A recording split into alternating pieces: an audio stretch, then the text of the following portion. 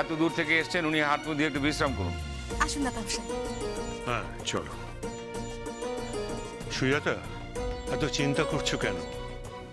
আমি যখন এসে গেছি রাস্তা একটা ঠিক খুঁজে পাওয়া যাবে। নিখিল, যা বললাম সেটা মনে রাখিস। এসো। শ্যামা, তুমিও এসো, দাদামশাই খাবারটা রেডি করতে হবে। এসো।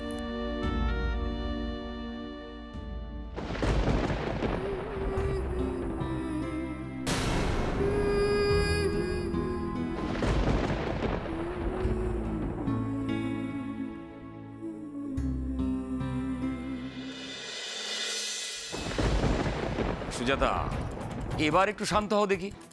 রুক্মিণীরা তো চলে যাবেই, তাহলে এখন আর চিন্তা কিসে? রূপু, সোনা বোনটি আমার, কিছু মনে করিসনি। বলছি যে তুই তো জানিস যে আমার ছোট ছেলেটাকে নিয়ে আমার দুশ্চিন্তার শেষ নেই। সেই ছোটবেলা থেকে কি জ্বালায় আমার ছেলেটা, যত জ্বালা ওকে নিয়ে। তুই বলছিস যে ওর ফাঁড়াটা কেটে যাক, আর না হয় তোরা আবার আসবি। এই কটা দিন তোরা একটু চলে যাবি বাড়ি থেকে। দেখ না লক্ষ্মী বোন, আমার কিছু মনে করিস না। আরে না না, ও কিছু মনে করবে কেন? আচ্ছা, রুক্মিণী কি আর চাইবে যে নিখিলের কোনো ক্ষতি হোক? ওরা দেখবে কাল সকালেই চলে যাবে। হ্যাঁ, কি বলছো কি জামাই দাদা? আমি নিখিলের ক্ষতি চাইবো? হ্যাঁ গো দিদি ভাই, তোমার বিশ্বাস হয় প্রাণ থাকতে আমি নিখিলের খারাপ চাইতে পারি? আমি কাল সকালেই চলে যাব দিদি ভাই, সকালেই চলে যাবো এই বাড়ি থেকে।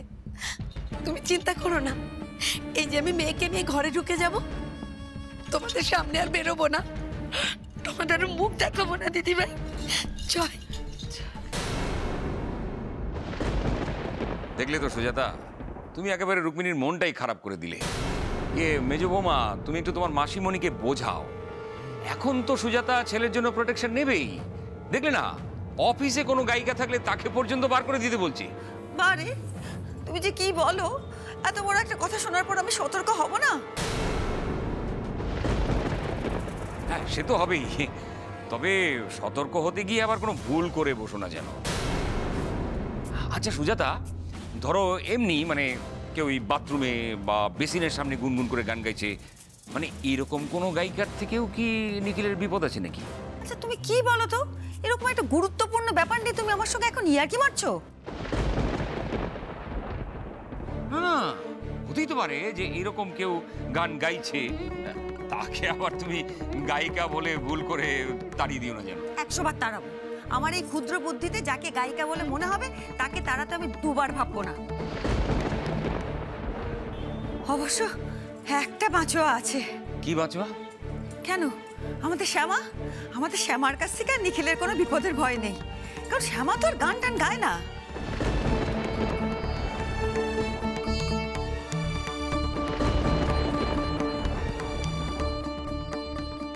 বাবা, এর মধ্যে তুমি আবার শ্যামাকে নিয়ে পড়লে কেন?